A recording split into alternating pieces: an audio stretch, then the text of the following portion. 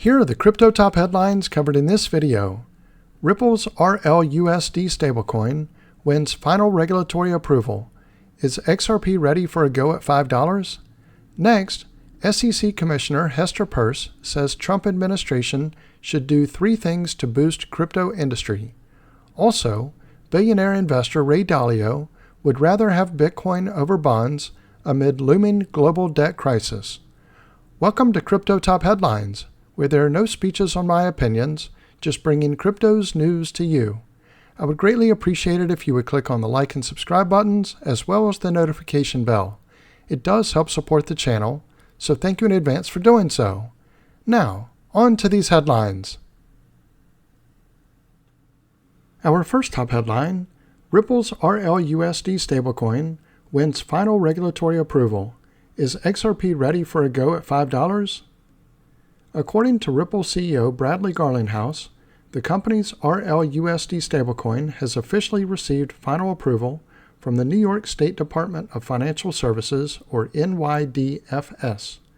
Ripple all set to storm stablecoin market. The regulatory green light, as Ripple boss Brad Garlinghouse revealed, follows months of review, positioning Ripple for the impending mainnet launch of RLUSD. In a post on X, Garlinghouse announced, "This just in, we have final approval from NYDFS for RLUSD. This just means that the highly anticipated dollar-pegged token will soon be listed on major exchanges." Ripple first announced plans for the stablecoin back in April to directly challenge the dominance of Tether's USDT and Circle's USDC. Notably, USDT and USDC currently dominate the nearly $200 billion stablecoin sector. Ripple executives projected the stablecoin could reach a market capitalization of $2 trillion by 2028. RLUSD, designed as a 1-to-1 US dollar-backed stablecoin, will be backed by USD deposits, short-term US government treasuries, and other cash equivalents. The company started testing RLUSD on the XRP ledger and Ethereum mainnets in August. Then, in October, Ripple announced partnerships with exchanges including Uphold, Bitstamp, Bitso, MoonPay, CoinMina, and Bullish. Ripple strives to leverage both RLUSD and XRP to boost its cross-border payment solutions. Garlinghouse said in September that Ripple planned to have RLUSD focus on institutional players. The price of XRP jumped 10% following the RLUSD approval announcement, erasing Tuesday's losses where it slipped below $2 for the first time since December 1st. The fourth largest cryptocurrency was trading hands for $2.34 as of publication time, according to CoinGecko. Besides helping Ripple enter the fast-growing stablecoin market, RLUSD could also help boost XRP's price to the much-coveted $5 threshold. It's currently down just over 31% from its all-time high of $3.40 set in January 2018. Let me pause here for a moment. If you're getting value out of this video, please click on the like and subscribe buttons as well as the notification bell.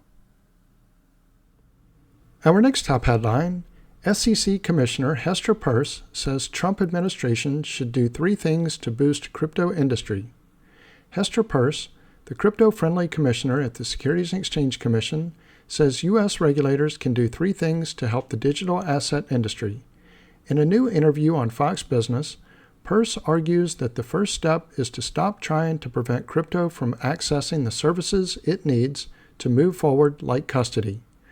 Point 2 is provide clarity around which things are not within the SEC's ambit, so which things are not securities, and which people don't have to think about the SEC's regulatory framework. Peirce, a Republican, says the third step is for regulators to work with crypto firms to determine where existing regulations apply and where adjustments need to be made. And that needs to be a group exercise that needs to be done in the public so that everyone can participate in it. And I think we can get to a good place and do that relatively quickly.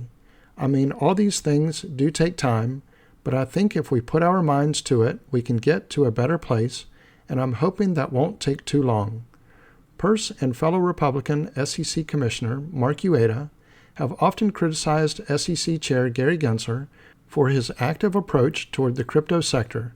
Both have also dissented against multiple SEC enforcement actions. Under Gensler's leadership, the securities watchdog launched high-profile enforcement actions against many crypto firms, including industry giants Binance, Kraken, Coinbase, Ripple Labs, Uniswap Labs, and Consensus.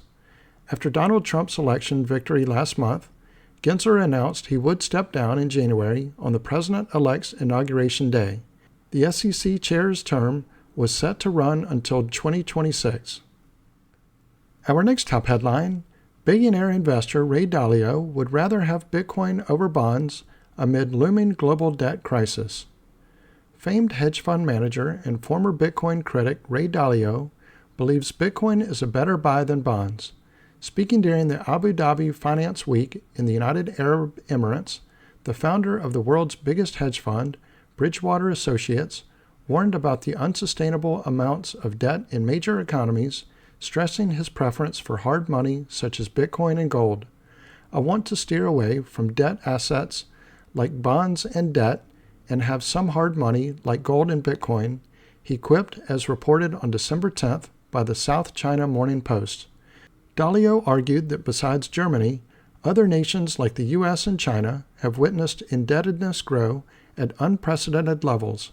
In his opinion, it's impossible for these countries to be able to not have a debt crisis in the coming years that will lead to a huge money devaluation. Ray Dalio's complicated relationship with Bitcoin.